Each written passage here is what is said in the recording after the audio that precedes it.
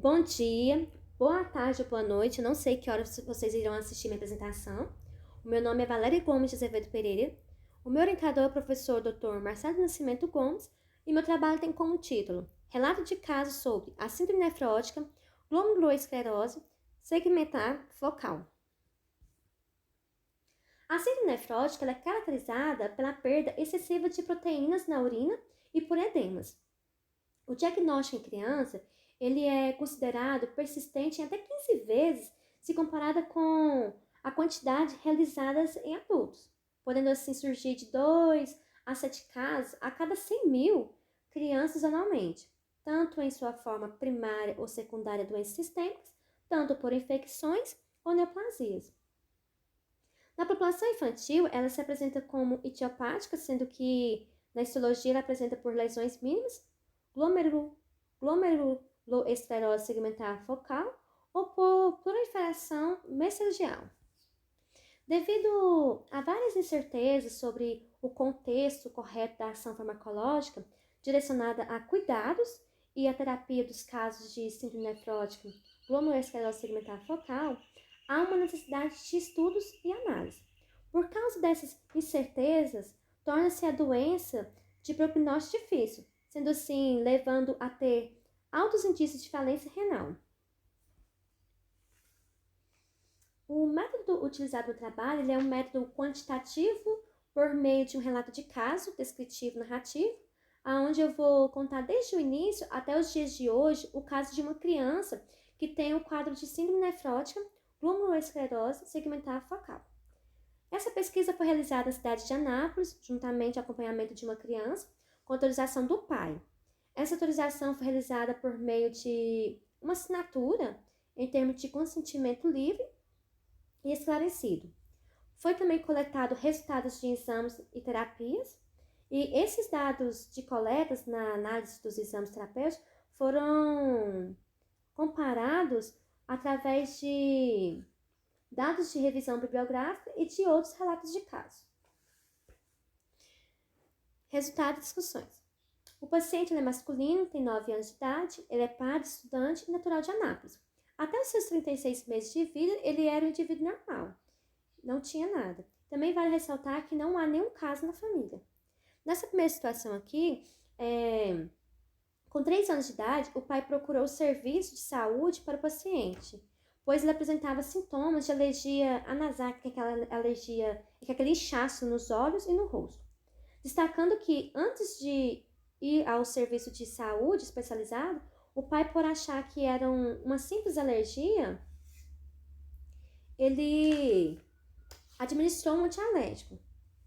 Sem melhores, ele resolveu procurar atendimento clínico, aonde, por intermédio do médico, continuou com o mesmo medicamento e pediu para que o pai observasse a criança. O paciente retornou para casa. Após 4 dias, em vez de ter melhoras, o seu estado clínico piorou. Além do inchaço, nova situação. Com a pressão arterial no limite superior da normalidade, também com inchaços generalizados na região do testículo. Então, o médico solicitou uma ultrassonografia das regiões inguinais, que resultou em ascite moderada, aonde o paciente teve que ficar internado. A internação, com sintomas mais intensos, além da pressão alta, o colesterol estava alto e a urina espumosa. Então, foi submetida a novos exames bioquímicos, aonde relatou a síndrome nefrótica. Nesse quadro, nessa tabela 1, são os resultados da coleta dos exames.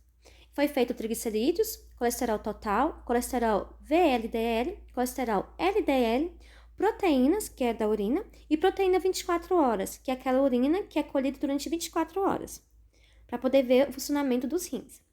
O triglicerídeos, o normal dele é de 10 a 160 mg por dl. O do paciente chegou a 452 mg por dl. O colesterol total é até 200 mg por dl. Do paciente chegou a 529 mg por dl. O colesterol VLDL ele tem que ser menor que 30 mg por dl. Do paciente chegou a 90 mg por dl. O colesterol LDL ele tem que ser menor que 130 mg por dl. Do paciente chegou a 402 mg por dl. A proteína da urina ele tem que ser menor que 30 mg por dl. Do paciente chegou a 300 mg por dl. A proteinúria 24 horas ela tem que ser de 20 a 150 mg por dl em 24 horas. Do paciente chegou a 312 mg por dl 24 horas. Essas características desse resultado desse exame é uma característica marcante da síndrome nefrótica, onde há uma alteração muito grande de vários exames. Essa da proteinúria 24 horas, ela olha o funcionamento dos rins, se está perdendo proteína ou não. Perante ao resultado, né, perante o diagnóstico da síndrome nefrótica, foi prescrito prednisolona de 40 mg e captopril de 12,5 mg, que começou a ser administrado uma vez ao dia.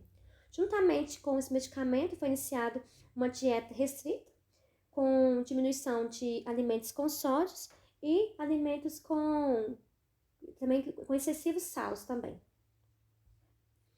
Em geral, as recomendações farmacológicas do prednisolona ele é sugerido de 60 mg por dia. Não pode ultrapassar essas 60 mg e tem que ser tomada de manhã. O uso de medicamentos diuréticos, muitas pesquisas falam que devem ser evitadas em crianças com síndrome nefrótica, por conta dos riscos de desencadear novas pioras da função renal, por meio de uma precipitação. Mas no caso, quando há necessidade de uso, como foi dessa criança do relato, ele tem que ser administrado. O uso do captopril é associado a terapias com intuito de agir como antagonista dos receptores da angiotensina 2, a fim de manter o pH em níveis regulares. É importante, também um detalhe importante a ser destacado é que, com relação ao acompanhamento nutricional do paciente, o objetivo que não se limita apenas em uma boa e adequada nutrição, mas também que pode ter cuidados para evitar a progressão para múltiplos tipos de lesão renal. Segundo Lopes e Brasil, em quadros em que a criança apresenta edemas e faz o uso de medicamento corticóide, como é o caso desse paciente desse relato, é recomendado ter uma dieta sem adição de sal e a retirada de alimentos que sejam fonte de sódio, sendo mesmo que após a finalização do uso do medicamento, mesmo na ausência de período de crise, ele deve se evitar o consumo excessivo do sal e de alimentos ricos em sódios. Alguns tempos depois da última internação do paciente, o pai resolveu procurar um especialista, um nefrologista, para poder ver qual era melhor, o que poderia fazer na presença de uma síndrome nefrótica. Então, o nefrologista achou melhor em suspender os medicamentos com a expectativa de que houvesse tido uma remissão no quadro. Mas após uma semana de ter retirado o medicamento, começou-se umas dores fortes e vômito. Então, aonde teve que ir procurar um médico, por causa dessas dores de cabeça que eram fortes e eram tão fortes que davam vômitos. Foi procurar um médico, aonde solicitou uma tomografia. O resultado apresentou em trombose do seio venoso. Essa trombose de seio venoso em síndrome nefrótica, as suas manifestações geralmente elas são inespecíficas e com variação de acordo com a idade e do paciente. Perante esse novo resultado, foi prescrito ao paciente por um hematologista o uso de anticoagulante, que no caso foi a varfarina de 2,5 mg uma vez ao dia. Após o diagnóstico da trombose, o nefrologista iniciou novamente o prednisolona e o captopril, sendo o tratamento durante 6 meses. Após 6 meses, ao tentar realizar o desmame da medicação utilizada, iniciou-se os ciclos de insucessos. Na retirada do medicamento, sempre após uma semana do desmame, o quadro de síndrome nefrótica retornava. Essa situação foi por 4 anos, sendo assim levou os médicos responsáveis pelo tratamento do paciente à conclusão de que o paciente era corticoide dependente. Pacientes com síndrome nefrótica que sempre que tende a retirar o medicamento e a doença volta, eles são corticoide dependentes. E eles necessitam de protocolos múltiplos ao longo de suas terapias. É por isso que eles são mais suscetíveis a riscos tóxicos. Em 2018, o pai da criança, por procurar melhoras para o seu filho, procurou outro profissional de nefrologista para acompanhar o caso do paciente, aonde foi solicitada uma biópsia renal e com o resultado descobriu que o paciente tinha glomerulosclerose segmentar focal, demonstrando também uma atrofia em 30% da área cortical dos túbulos renais. Uma observação importante é que lesões escleróticas focais e segmentares, eles não acometem todo o glóbulo, ele acomete apenas uma parte. Perante essa nova situação, como vocês podem ver nessa terceira terapia farmacológica, foi prescrito o uso de ciclosporina, 50 mg, associada à varfarina, ambos uma vez ao dia. A ciclosporina ele é um medicamento com atividade de imunossupressora. O uso de ciclosporina demonstra sua eficácia na indução ou na remissão de reaparecimentos frequentes da síndrome nefrótica em pacientes dependentes de corticoides, mas não são com efeitos duradouros. O uso de ciclosporina, em caso de síndrome nefrótica, em corticoides dependentes, ele é um dos mais indicados, porque ele corresponde bem ao tratamento. Mas não quer dizer que ele vai curar. Esse medicamento, ele é assim, você pode usar, o medicamento faz o uso, daqui 2 anos pode tirar e não pode ter nada, ou também pode retirar e a síndrome voltar. Então, vai por cada tipo de pessoa. Hoje em dia, continua com a terapia, né? Os medicamentos. Ciclosporina, 75 mg pela manhã. Ciclosporina, 50 mg à noite. E varfarina, de 5 mg, dose única diária. A ciclosporina, por ser um medicamento considerado de alto custo, o pai da criança consegue adquirir em componente especializado da assistência farmacêutica.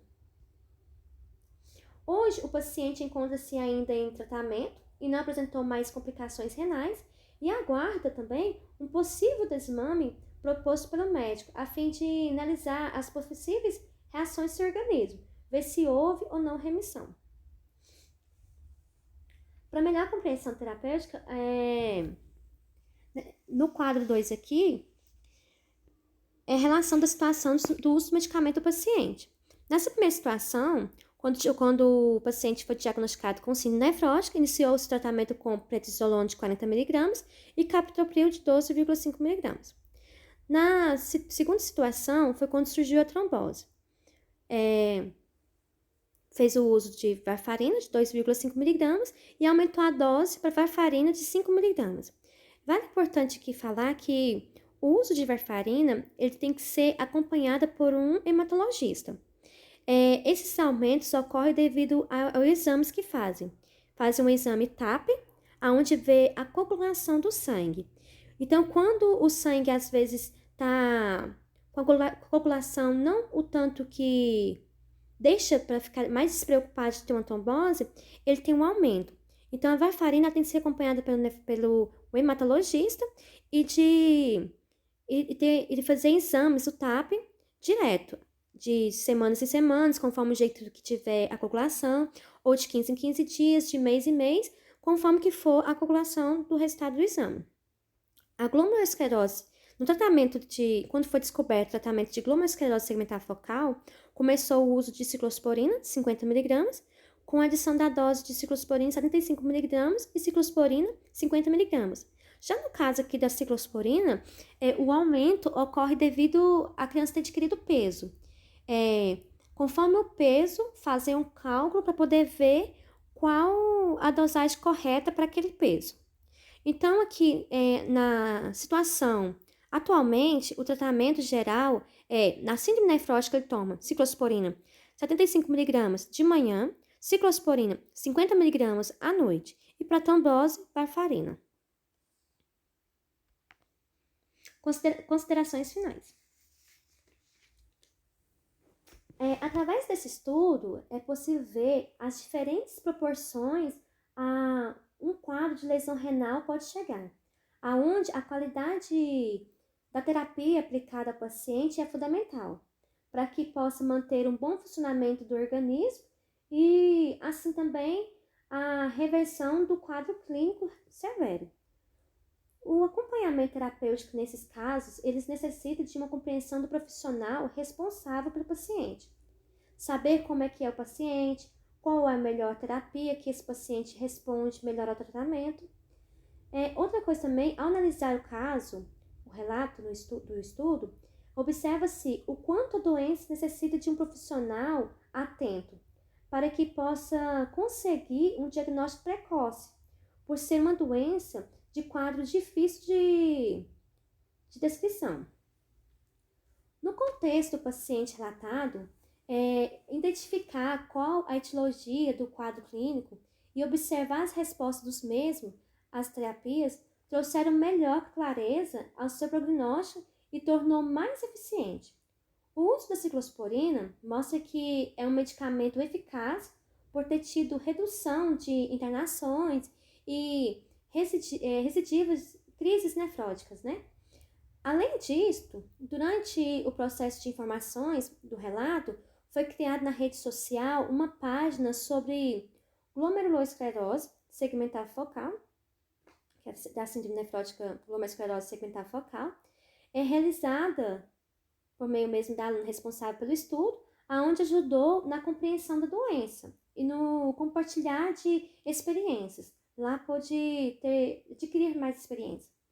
Portanto, assim, acredita que este relato retrospectivo descritivo irá colaborar aos estudos ainda um pouco escassos de quadro, né, de glomerulosclerose segmentar focal, de modo a melhorar os contextos terapêuticos dessas doenças. E é isso, eu quero aqui agradecer o meu orientador, o professor Marcelo. Muito obrigado por tudo, obrigado pelas orientações. Eu aprendi muito com o senhor, você é um excelente professor. Também quero agradecer aqui ao professor Marcinho por ter aceitado participar da banca. Muito obrigado, professor. E eu quero agradecer a vocês. Muito obrigado e que eu possa ter conseguido passar para vocês um entendimento bom.